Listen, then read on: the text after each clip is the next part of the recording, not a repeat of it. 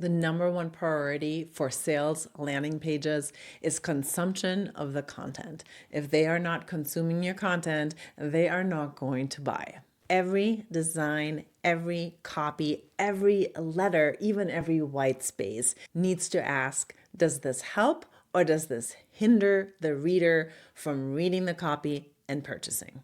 In this video, we're going to talk about designs, copy, placement, social proof, and the fundamentals of sales pages.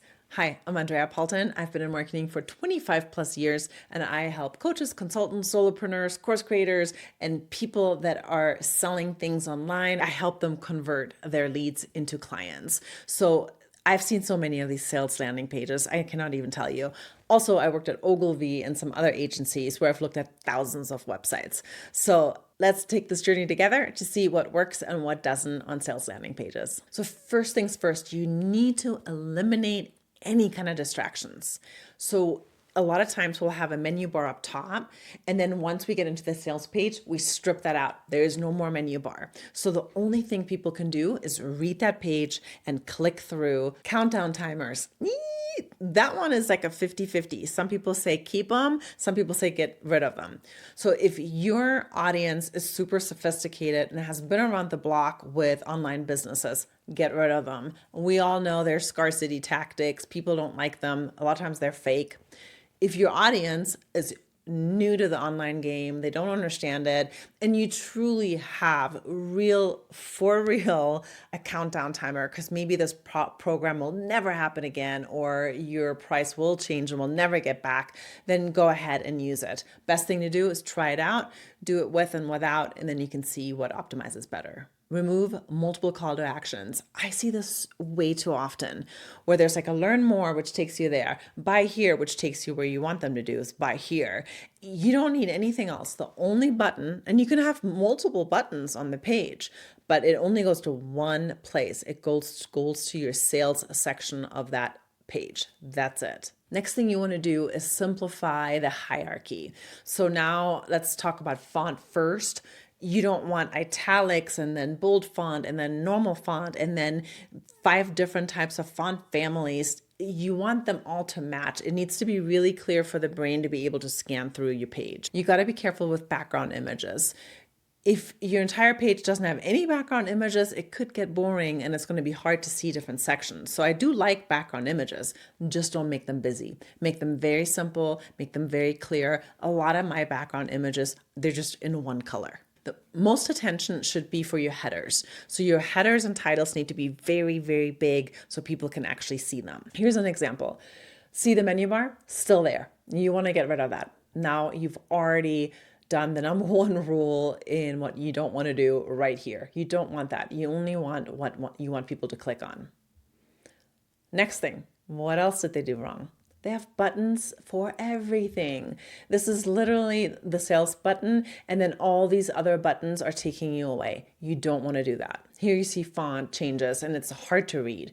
So you have, good font here. I like it. You got this. This is really good. And then you got this horrible italics font that doesn't match to the rest of the font, and it's actually hard to read. So get rid of that. All right, let's look at a page that actually works really well.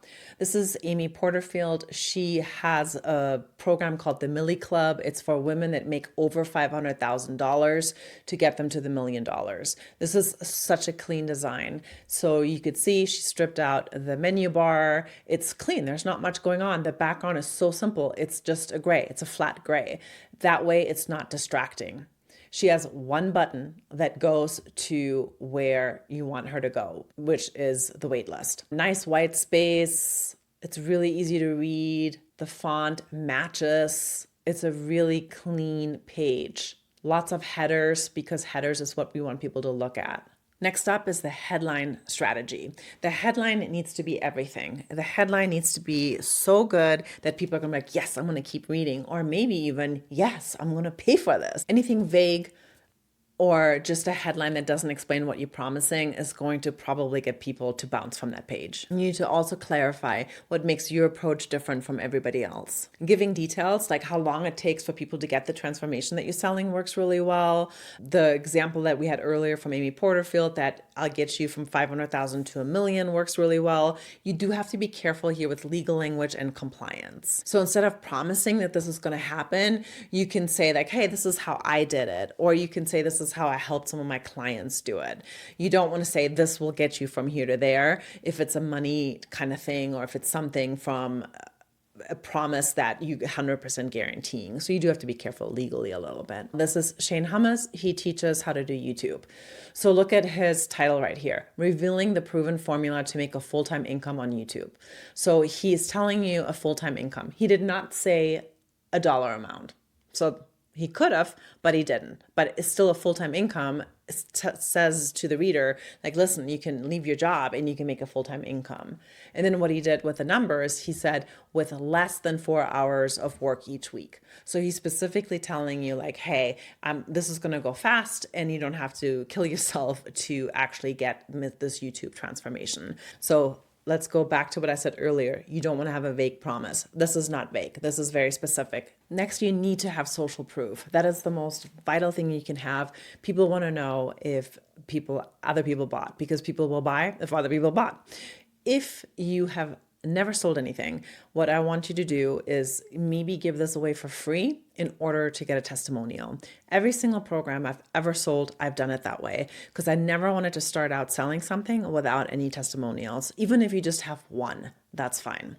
I have testimonials, and so you can see I have videos, I have copy testimonials, and once you get going and you have a tons of testimonials, it is going to be easier for you to sell. So I'm going to be honest about that.